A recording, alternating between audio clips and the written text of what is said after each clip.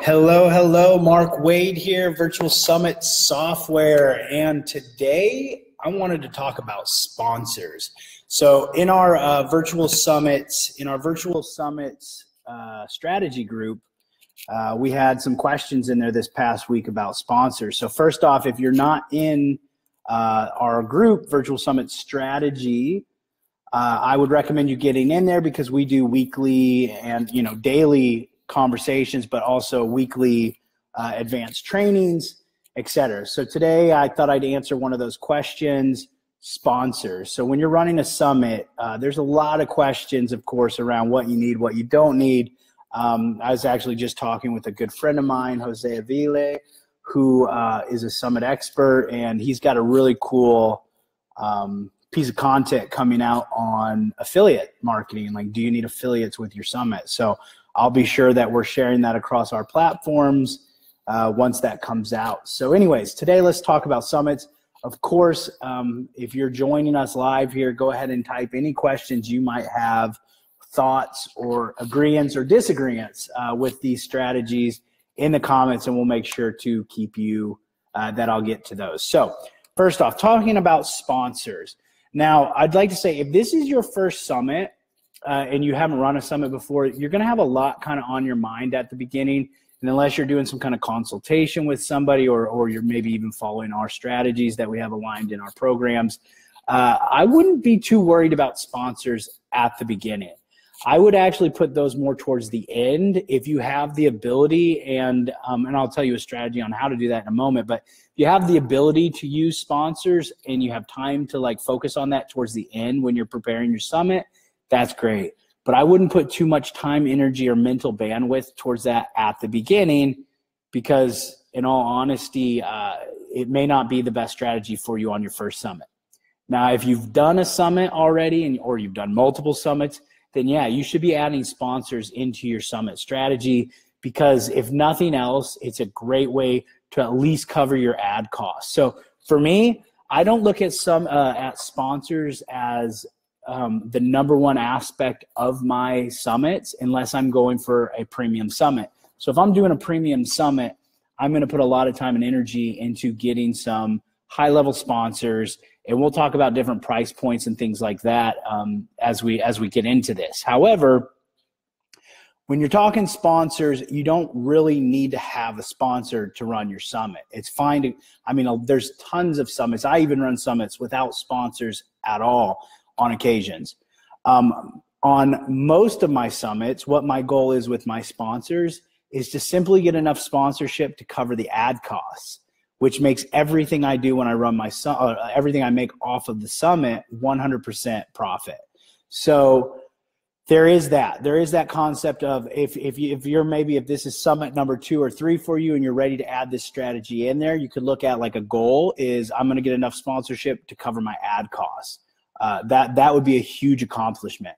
Now, as you grow, as your authority and your expertise grows and you're more well-known and the bigger, better, the more successful your summits are going to be, the better you can get as far as sponsors, the higher level your sponsors. So guys, this is Mark Wade with Virtual Summit Software coming live to you right now. We're talking sponsors on your summit. So if you have any questions or you just want to say hi or whatever, just go ahead and type in the comments and I'll be sure to get those.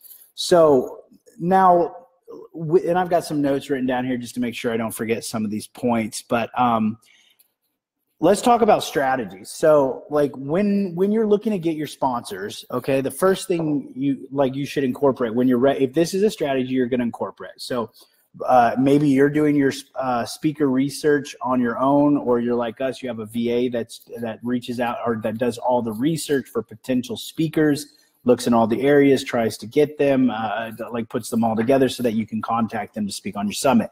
That's a really good time to also be looking for sponsors.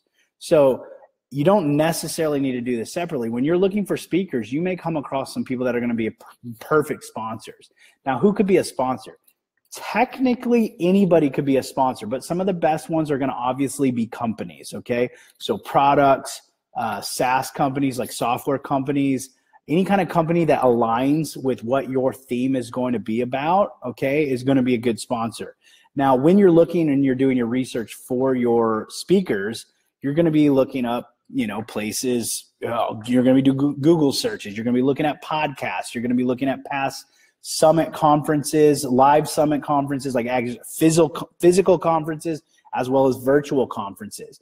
Every time you look at those and you're looking at those for speakers, check out the sponsors. They're going to have sponsors. Now, and if somebody's sponsoring an event, they're obviously willing and open to sponsoring other events. So that's the first step. When you're doing your research for your speakers, be paying attention to the sponsors on there. Also, when you're doing the searches, if you see a product that comes up in those searches, then that's probably somebody who could be qualified or aligned to be a sponsor on your summit. So another one we always overlook, I think, which is like right there, it's super easy and right in front of us, is past connections. So is there organizations or groups that you've done business with in the past? Maybe you've studied under them. Maybe you've done some co-blogging or co-hosting, or maybe you guys have had a collaboration in the past. Those are really great people to reach out to for sponsors, okay? So and a warm intro is going to be much better than a cold intro.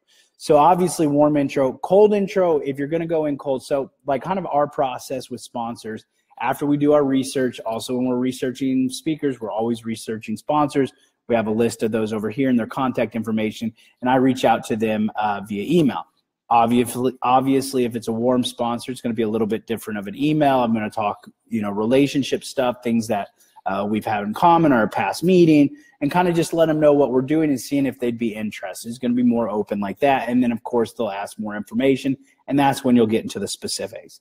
Now, if this is a cold lead, like you're reaching out to somebody who has no clue necessarily who you are, you have no relationship with them, you're going to want to make sure you get the most important details in that communication right off the bat. So always be thinking of this. This is the same with speakers too, but be thinking of this. What's in it for them? They don't care how cool your summit's going to be. They don't care that you're going to change the world with this or that. They want to know what's in it for me, because a lot of these people are going to be getting contacted on a regular basis, being asked for anything and everything, okay? So number one, what's in it for them? So I always like to go straight into what they're going to get out of this. I'm just letting them know we're running this summit, that I think this summit, what I tell them is that I think that our attendees or the people that'll be participating are aligned with their customers or their primary prospects or customers, because that's number one. They want to know, like, oh, you're going to have my customers there. So that's interesting. The other thing I like to tell them immediately, like, what are our goals? Like, we're looking at 500,000 impressions. We're looking to have 5,000 or 10,000 attendees. If you've run summits in the past, you can give them some specifics. We've had conversions of 10%, and or if you're able to track the clicks on the sponsors, we've had a 25% interest level with our sponsors who's participated with us in the past. And the more granular data you can give them, the better. However, if you're not at that point, don't let that deter you. That's just the better. Also, like we teach with speakers, you're going to want, like with a sponsor, you're probably looking at a 1 to 4 to 1 to 7 contact rate. So for every 7 people you contact, maybe 10, you'll probably get 1 sponsor out of that, depending on your offers or your packages, your requirements. So with cold intros, you want to go straight into what is the benefit for them. You don't need to get into the details. You don't need to talk about the packages yet. You just need to let them know, hey, I've got this event happening. I think that our attendees or our participants are going to be directly aligned with your core customers. We're reaching out to a very few or select group of potential sponsors. And here's some of the things we're looking to do. If you're interested or would like more information, please reach out to me. So depending, if it's a warm lead, you can go ahead and send them your packages right off the bat.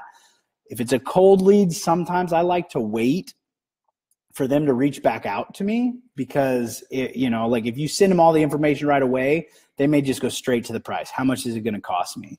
You really want to kind of develop a little bit of that relationship there with them before going, into here's the sale. So that's the cold intro.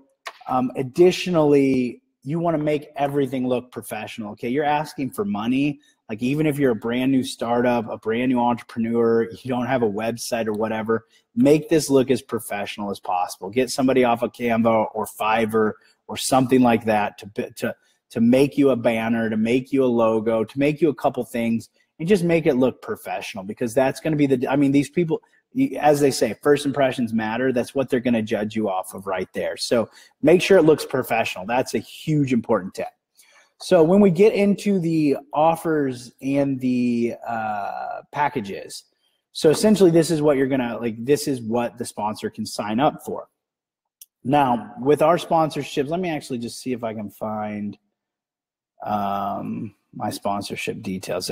Okay, cool.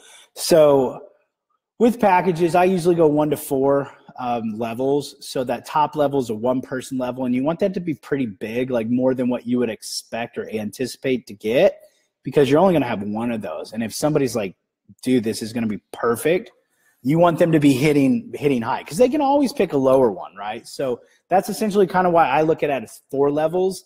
I look at that level number 1, like if I get somebody with that, that's a huge win, right? Like boom, like that was more than I anticipated in getting. That was a huge win. These 3 levels are the ones I'm more expecting to fill up. The bottom level, I make it pretty inexpensive comparatively. Now this depends on who your, what your summit's on, who your prospects are. I mean, if you're talking Fortune 500 companies, then inexpensive is going to be thousands and thousands of dollars to them. If you're talking about a small business, then, maybe the sponsorship's a couple hundred or 1,000 or something like that. So keep in mind your audience as well when you're setting these levels. Typically on my levels, I have the bottom, I have a couple levels, and this depends on if I'm doing healthcare professionals or general consumers. That's my niche, my industry where I do virtual summits at. So with those, if I'm doing general healthcare professionals, I usually have 250, 500, 1,000, and then I go for a $5,000 level. If I'm going, because, and with this, it's a little bit smaller than what I do with the general consumer, because with my healthcare professional summits, those are going to have smaller amount of attendees because there's a much smaller niche than when I do it one to general consumer. So maybe I get 5,000 attendees on a healthcare professional summit, but I'm going to get 10 to 20,000 on a general consumer. So on that side, I might start off the bottom at 500 or 750, and then 1,000, and then 2,500, and the top one might be 10,000. So some of the reasons, some of the things I put for the top one is exclusiveness. They're gonna, there's only one person that gets that. They're gonna get prime everything. They're gonna get extra things that nobody else is gonna get. The bottom ones is gonna be kind of like the lowest thing. You're gonna be including them on, for your sponsors, you're gonna be including them on, let me just look at some of the stuff here. So we give, for our top sponsor, they actually get to be a part of the summit. They get to include a presentation, like a video presentation that's going to be inside of the summit. So it's not just over where the sponsors are at. For us, it's under resources if you're using virtual summit software. But we let them actually participate and give a video, so more people are going to watch it and they have more time and context to talk about their company and what their products are. We also let them do a promotional video that we'll send out. And now I'm going to kind of list everything. We don't necessarily do all of these. We definitely, obviously, don't do all of these for every package. We don't necessarily do all of these on every summit. Sometimes we mix and match, but I just kind of talk to you about some of them, and you can pick the ones that are best for you. So presentation in the summit, promotional video that we can either include in the sponsors area or we send out to our people, like our subscribers. If we're going top level, like the 10,000 mark, we'll let them send out some emails. We'll share some of their blogs. We'll also potentially do a webinar with them to our people. And then with that, you can also do it either to your whole list if you have a list to make it more enticing, or you can say, look, we'll do a follow-up webinar to the people who participated on the summit a week or 2 weeks later. They're all warm leads, and we'll do a webinar to them. You can also, this is kind of a side topic, but you can also talk about potential affiliate offers. So actually, let me kind of jump over to that as well. So if you're newer in the summits, you're doing your kind of your first couple summits, and maybe this is your first time working with sponsors, it doesn't always have to be monetary value. Like, yes, that's great, but if you haven't got this down yet, maybe it's likely you're not going to get the sponsors to pay you thousands of dollars. So here's one point or tip or strategy that I like to use is every no that I get, so I'm sitting out, remember, just like with speakers, you're going to recruit like 10 to 1, or the better you get, 5 to 1 or 3 to 1. But with your sponsors, going to be the same thing. You're going to have a list of potential sponsors. Obviously, a majority of them are going to say no.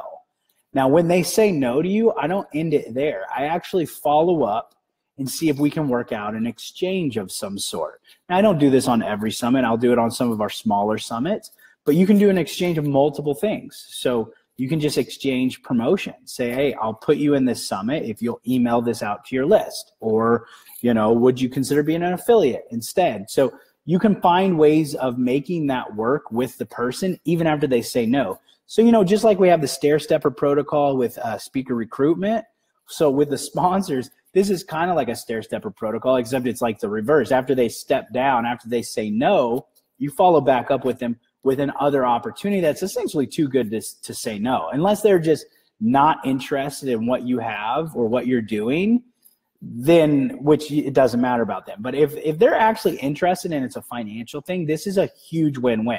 So you could have them email out for you. You could have them put a blog out for you. You could have them promote you on their social media channels in order to have like your lowest tier or something like that. And so for them, it's good. They get to have the publicity. They get to be on there. But it doesn't cost them anything. They can give you something that doesn't cost them money. So always be looking for opportunities like that. Now, when we're going back to like the webinar stuff or where you put it on your platforms, that's a value. Like that, your platform has value. So don't just give that away for free. Okay, so don't just say, okay, if you'll be a sponsor, like that's almost like begging them to be a sponsor and you giving them something. So don't give that away for free. That needs to be a high-level sponsor of somebody who's helping contribute to your summit. So again, exchange webinars. You can put them into the summit.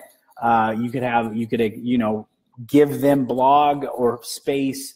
You could do a presentation, etc. Additionally, with all of our sponsors, we give them an opt-in opportunity or a lead magnet on our summits. If you're using Virtual Summit software, it's automatically available, or it's done inside the software. So inside of that, we give them the opportunity to recruit. So if they have a link, or we call it a free gift on their aspect. If anybody clicks that, it takes them to that sponsor's opt-in.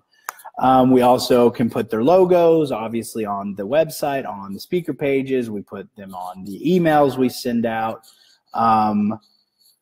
Yeah, so those are some of the main kind of deals. We also will let some sponsors give us what we call bonuses. So like a resource guide, a cheat sheet, or whatever. We put it into the bonus area of the summit, which gives them some attention, some publicity. You could also include, we've done this for some of our higher end summits, include flyers or information from the sponsors that you send to all of your attendees. So these are some of the different things that you can contribute. Again, I would never offer to give away the lowest spot for free. So for example, if you contact people and say, hey, I have this one for 200, this one for 100, or you can do this for free. I mean, maybe if this is your first sponsor, but that kind of lets them, why would you pick any of the other ones? Essentially, you're knowing that some people are doing it for free, and you could do it for free and get this almost the same kind of publicity. It devalues it. So when I send out our sponsor packages, I never include the free one in there. It's always a decision. And even then, it's like a case-by-case decision. If I don't want to give them a free opportunity, I don't. Well, granted, it's not free. Like, they still have to do stuff for us. But so you want that one high level up there that's like, that's your big fish if we're comparing it to our speakers. That's the one if somebody, like, you don't care, like, you're not planning on that one getting taken. I mean, you could put it just a little bit higher, whatever you're comfortable with, go just a little bit higher than that. Because if somebody does take it, like, that's the point. You have 3 levels below it that that other people can fill that are a comfortable place. And then, of course, make what you offer in those packages comparable. Give more up here, make that one sound really, really good, and give less down here. So yeah, that's sponsors. Again, just kind of recap, you don't have to have sponsors on your summit, okay? If it's your first summit, I wouldn't really worry about that. I would focus more on the summit, the promotional aspect, getting your speakers. If this is your second, third summit, and now you're ready to start incorporating sponsor strategy into it, I would incorporate the research aspect with your research for your speakers. So you'll find You'll find the speaker. When you're finding speakers, find the sponsors. Try and go with warm leads if you can. Obviously, cold leads, you need to make it cold intros. You need to make it all about them, what's in it for them. Make sure that, let me just check on my notes here. You have one really high, and then that you can have a follow-up strategy with people that say no. You can follow up with them and give them an exchange. Hey, if you promote this, we'll put you on our bottom level, do a blog, share it on social media, etc. So those are all the different kind of ways. And again, prices, it's up to you. It depends on your industry, but you're talking a couple $100 for the bottom minimum, upwards of $1,000 for the minimum, all the way up to the top level could be a couple thousand to 5,000, or if you're in a really high industry, you could be looking at 10 or 20,000. And again, some really good offers for that high level is to put them into your, incorporate them into your community afterwards. You'll do a webinar with them. You'll put them on your blog. You'll put them on, you'll do interview with them on your Facebook group, those kind of things. Because that's publicity. That's good promotions for them. So anyways, that's sponsors. Hopefully that answered some of your questions. Again, the Virtual Summit software does have sponsors area on there, so it's automatically built in. A lot of these things we're talking about are already included, already there. So that's one of the reasons Virtual Summit software makes hosting the summit easier than ever before. And just remember, you are only one summit away from that life you've always dreamed about. So guys, thanks for tuning in here. Again, if you have any questions, just throw them on the comments here. Be sure to go over and join our group, Virtual Summit Strategy, because we go over Virtual Summit strategies there. Thanks, guys. Have a great day.